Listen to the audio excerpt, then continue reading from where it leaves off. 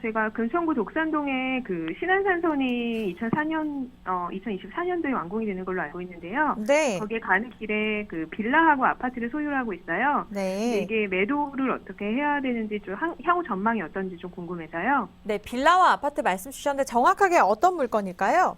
한성빌이라는 빌라고요. 네. 한성빌은 그 출구가 가까운 데 난다고 해서 좀 고민이고요. 네. 그리고 신도브레뉴라고 해서 아파트를 소유하고 있어요. 네, 알겠습니다. 독산동에 네. 있는 신도 브레뉴 아파트 말씀 주셨고, 네. 일단 한성빌이라는 빌라도 같은 지역일까요? 네네, 같은 지역이에요. 네, 가까워요. 알겠습니다. 예. 네, 두 가지 물건 매도를 해야 될지 보유를 해야 될지에 대한 상담 도움 드릴게요. 인사 네. 나눠보시고 답변 들어보세요. 안녕하세요, 네. 시청자님. 네, 안녕하세요. 네, 반갑습니다. 네. 우리 시청자님은 신안산선에 대해서 올인을 하셨네요. 네, 이게 뭐 모를 거라고 얘기를 많이 해서 네. 모두 여기 전세를 주고 나가고 하고 그러시더라고요. 네네. 그래서 어떻게 해야 될까 궁금해서요. 일단은 그럼 2주택자라는 말씀이신 거죠? 네네네. 하나는 다세대고 하나는 여기 네. 시흥IC 쪽에 있는 아파트네요. 네네, 맞아요. 그 다세대 물건이 한 3개 정도가 떠요. 이름 검색을 네. 하니까. 근데 네. 아까 그 지하철역 앞에 있다라는 거 말씀하신 거 봐서는 그 홈플러스 맞은편에 있는 거 맞아요, 맞으시죠? 맞아요. 네. 그러시죠? 네. 여기가 몇 년- 많은 편에는. 네. 예, 몇 년 정도 됐나요? 이게 한 14년 정도 된 빌라예요. 14년 식이 아니라 이제 지어진 지 14년 차 됐다라는 말씀이신 네네, 거죠? 그렇죠. 예. 여기가 방 몇 개짜리예요? 3개요. 방 3개짜리. 네네. 그러면 시청자님께서는 신안산선이 지어지면 네. 어떤 루트로 가격이 오를 거다라고 생각을 하세요? 그냥 저희가 기대하는 바는 주변에 뭐 이렇게 뭐 재개발이 된다든지 네. 아파트가 좀 들어온다든지 하지 않을까 하는 생각, 그리고 좀 그래도 지금보다는 좀 가격이 오르지 않을까 하는 생각 때문에요. 예. 뭐 개발이라던가 아니면 뭐 막연한 그냥 생각이시네요. 저 앞쪽에 네. 저희 빌라 바로 앞쪽에 출구가 바로 1분 거리도 안 되는데 네. 난다라는 얘기를 들어서. 자, 어찌됐던지 간에요. 가격이라고 네네. 하는 게 그렇잖아요. 자본주의 네네. 시장에서 가격은 수요랑 공급 요인 때문에 정해진다 이렇게 얘기를 하잖아요. 네네. 그러면 수요가 폭발적으로 늘어나면서 가격이 오를 거다라고 생각을 하는 건데 네네. 이 수요라고 하는 게 자, 투자로서의 수요, 거주로서의 수요가 있다라고 한번 해볼게요. 네. 지하철이 들어온다라고 했을 때 늘어나는 네네. 수요는 뭘까? 예정됐을 때. 음, 예정됐을 네. 때는 아무래도 거주보다는 투자하려는 사람이 많이 늘어나지 않을까요? 그러겠네요. 그렇겠죠. 네. 왜냐하면 지금 당장 뚫려야지 거주하고 싶은 음. 사람이 들어오는데 네.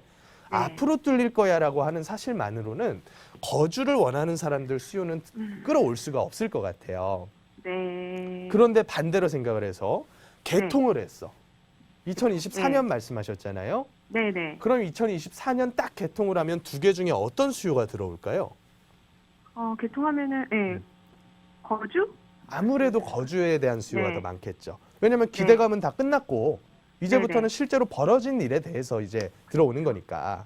네네네. 그러면 거주하려는 수요는 매매에 대한 수요일 수도 있고 전세를 원하는 수요일 수도 있어요. 네. 그렇겠죠. 근데 저는 개인적으로 이런 다세대 형태 상품들에 대해서 거주를 선택을 하는 분들이 보통 어떤 선택을 하냐면 전세에 대한 수요로 둔갑할 가능성이 굉장히 커요. 네. 그러면 이런 거죠. 신안산선 들어왔을 때 어떤 수요가 늘어나느냐? 다세대에 대한 전세 수요가 늘어나면서 전세랑 매매가 사이가 굉장히 좁았던 물건들은 가격적인 네. 상승을 조금은 이룰 수 있다라고 저는 보는 거죠. 네. 근데 이거에 대해서 개발을 따져본다? 그러면 답이 안 나와요. 그렇구나. 왜냐하면 네. 지금 이 물건 같은 경우도 건축물 대장을 떼보면 이 네. 건축물이 용적률이 200%까지 꽉 채워서 지어졌을 겁니다. 네네. 그러면 이 물건을 가지고 때려 부셔가지고 짓는 데 들어가는 공사비 누가 낼 거예요? 네. 원래는 얘를 가지고 300%로 올릴 수가 있으면 네네. 여기 있는 부분을 일반 분양하면서 이걸 통해서 수익을 내서 재건축 재개발 진행을 한단 말입니다. 네. 근데 이쪽 일대가 역 생긴다라는 그런 개발 이슈로 인해서 다 웬만하면 개발이 됐어요. 그래요? 저도 한 네. 2, 3년쯤 전에 이쪽 라인을 쭉 한번 훑었었어요. 여러 차례.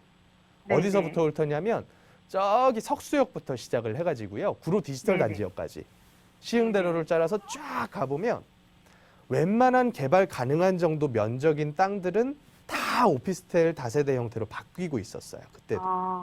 네. 그러면 개발에 대한 거는 법적인 요건이 또 있단 말이에요. 재개발을 하려면 네네. 법적으로 어떤 요건을 충족을 해야 되고 네네. 단독주택 재건축도 마찬가지고요. 아니면 뭐 네. 지역주택조합 하겠다고 들어와서 한 10년, 15년 끄는 경우도 있고요.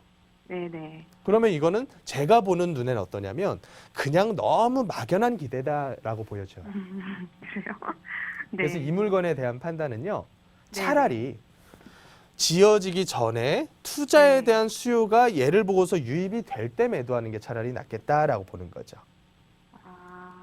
실제로 뚜껑 딱 까보면 내 예상과는 전혀 다르게 흘러갈 가능성이 굉장히 클 것 같아요. 네. 그럼 지금 이걸 매도를 해도 네. 별로 크게 상관은 일단은 2주택자라고 하셨으니까 네네. 하나는, 네. 네. 그 아파트에 대한 부분은 따로 네. 살펴보셔야 돼요.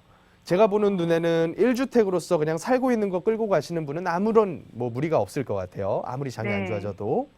근데 다주택으로서 여러 채를 끌고 가시는 분 중에서 가액대가 큰 분들은 앞으로 좀 힘들어요.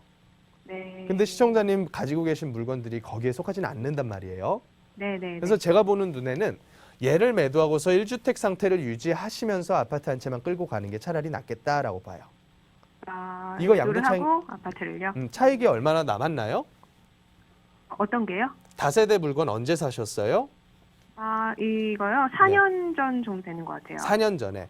네네네. 그러면 차익이 뭐 2, 3천이라도 남았겠네요? 3천 정도 남은 걸 알고 있어요. 3천 정도? 이거 적게 남은 거 아니에요, 시청자님? 그래요? 시청자님 네. 이거 전세 끼고 샀을 거 아니에요? 예? 전세 끼고 사셨을 거 아니에요? 네, 그쵸. 갭 투자 금액 얼마 들어갔어요?